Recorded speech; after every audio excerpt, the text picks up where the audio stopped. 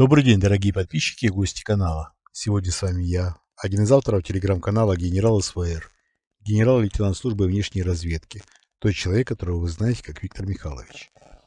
Сегодня у нас пятница, 5 января, вечер, и сегодня мы с вами проводим промежуточный выпуск. Возобновляем наше вещание, возобновляем наши с вами встречи. Давайте сразу вам напомню, что в описании к этому ролику вы можете традиционно оставить свои вопросы, на которые я отвечу. Извините, не в описании, это я уже заговариваюсь, конечно. В комментариях к этому ролику вы можете оставить свои вопросы, на которые я отвечу уже завтра или послезавтра. Скорее, послезавтра, в воскресенье с утра. Напряженный был конец года, напряженное начало года. Очень много дел, очень много, честно вам скажу, даже толком встретить Новый год в семейной атмосфере не удалось. Очень много забот, очень много дел, которые стоило решать. Но самое главное, что все решается довольно плодотворно, и мы движемся в абсолютно правильном направлении. Оставляйте свои вопросы в комментариях. Перед тем, как оставить вопрос, пишите слово «вопрос» или ставьте знак вопроса, и, конечно, я на самое популярное уже традиционно отвечу. Я также хочу вам напомнить, что у нас есть Patreon, где также на этой неделе мы возобновим ответы на вопросы. Потому как на прошлой неделе вышел только в основном YouTube-канале нашем ролик с итогами года с Сергеем Жирновым, а не выходили ни промежуточные, ни ответы на вопросы ни в основном YouTube-канале, ни в Patreon. Еще раз повторяю, было очень много дел, но я, по-моему, там заранее говорил, что такое возможно. Так, теперь перейдем к событиям. Да, ссылочка на Patreon в описании к этому ролику.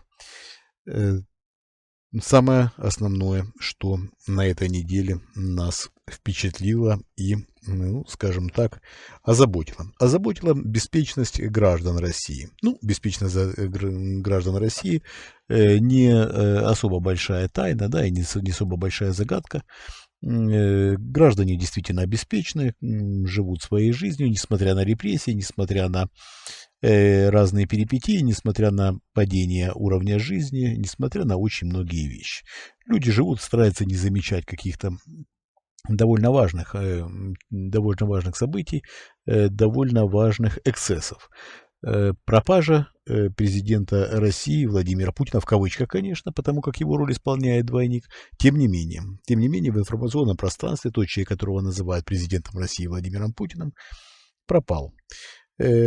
Он вышел в эфир 1 января, когда вся страна еще только начинала просыпаться, когда только начинали люди отходить от встречи Нового года. Мы знаем, конечно, что традиционно в странах бывших республиках Советского Союза Новый год это один из основных праздников. И Новый год, конечно, встречают большинство людей достаточно бурно. Праздники обычно длятся довольно долго. Так вот, так называемый президент России, вернее, двойник Путина, встречался с военными, в том числе и у себя в резиденции в Новоогарево, и в том числе в госпитале. Довольно широкая у него была программа, общался он с большим количеством людей, и вдруг на следующий день пропал. Пропал, и страна практически не заметила пропажи президента. Беспечность граждан России, еще раз повторяю, удивляет как минимум. Не то, что удивляет, настораживает. Президента нет, никто не беспокоится. Я понимаю, что наша информация о том, что президент умер, во-первых, вероятно, не до всех дошла, а во-вторых, некоторые восприняли ее скептически. Мы опускаем причины этого скепсиса, не будем сейчас углубляться. Тем не менее, президента России Владимира Путина, будь то двойник, либо для кого-то, наверное, в голове еще существует тот президент, который скончался 26 октября прошлого года, но вот нет его.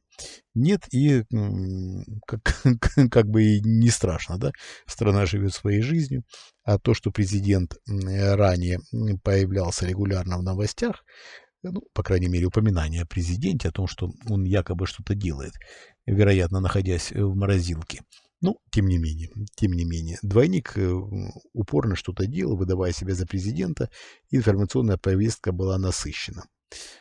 Что происходило с двойником, мы об этом рассказывали на протяжении всей недели у нас в телеграм-канале Генерал СВР. Те, кто не подписан, может подписаться и еще раз почитать. Вернее, не еще раз, а прочитать, что происходило. Вам же, для тех, кто не читал, я еще раз расскажу, что, во-первых, была сыпь двойника президента. Сыпь, так называемая, которая имела вид так называемой крапивницы. Крапивница — это дерматит аллергический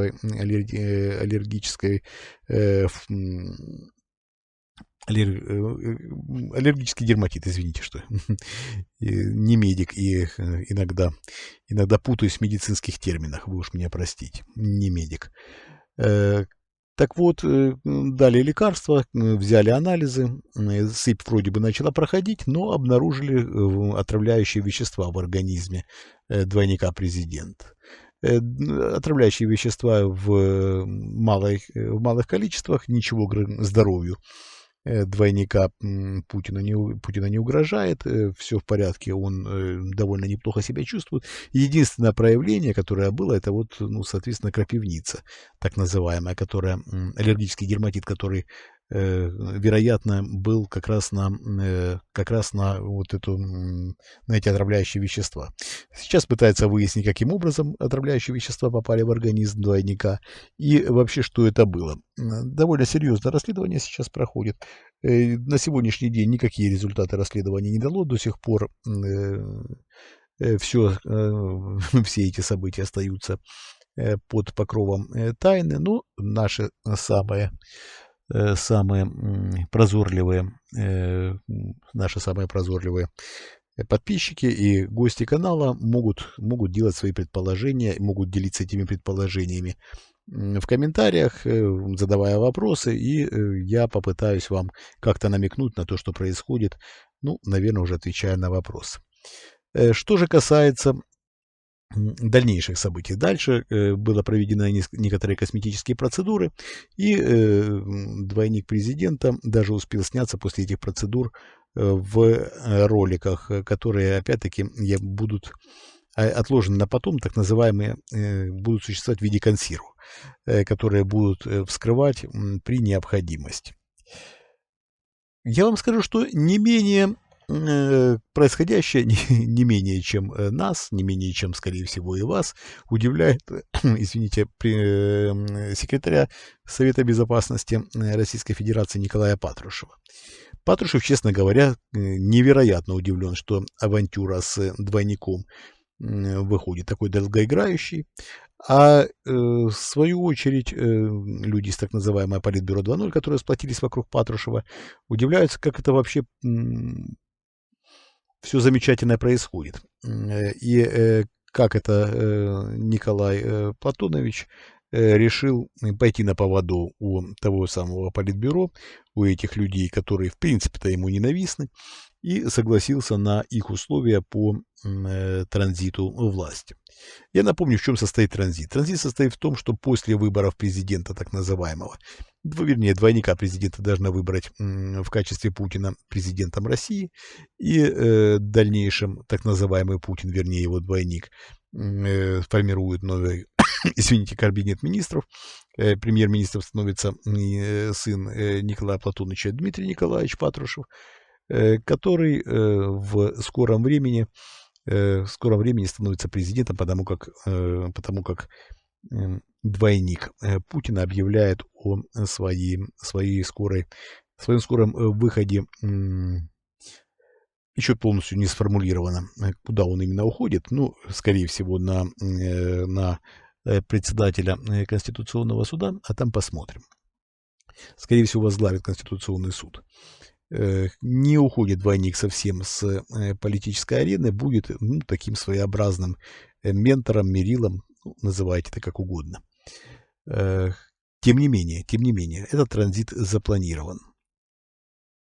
Патрушев события торопит, говорю вам сразу. И некоторые события, еще раз повторяю, которые будут происходить в скором времени, скорее всего, будут достаточно серьезно влиять на планы как самого Политбюро 2.0, вернее, членов Политбюро 2.0, так и Николая Платоновича. Посмотрим, еще раз повторяю. Время покажет, и время покажет уже достаточно быстро. Так, ну это было основное событие. Мы с вами видим, что в эти дни больших политических событий практически нет. Есть напряженность между Северной и Южной Кореей, я имею в виду мировые новости. Ну, опять-таки, мы это, скорее всего, с вами обсудим в ответах на вопросы и в итогах недели с Сергеем Жирновым. Еще раз повторяю, уважаемые зрители и слушатели, пожалуйста, оставляйте свои вопросы в комментариях к этому ролику. Перед тем, как оставить вопрос, пишите слово «вопрос» или ставьте знак вопроса, дальше формулируйте. Также напоминаю вам, что у нас есть Patreon. Прямо сейчас вы можете перейти по ссылочке в описании, подписаться. И в Patreon, сразу вам говорю, я более откровенен, чем в открытом эфире. Там я также отвечаю на вопросы, но там я отвечаю на все поставленные вопросы. Большое спасибо, что были со мной. Хочу вам напомнить, что мы вас любим, это искренне, это самое главное. Мы работаем для вас. Всего доброго, до свидания.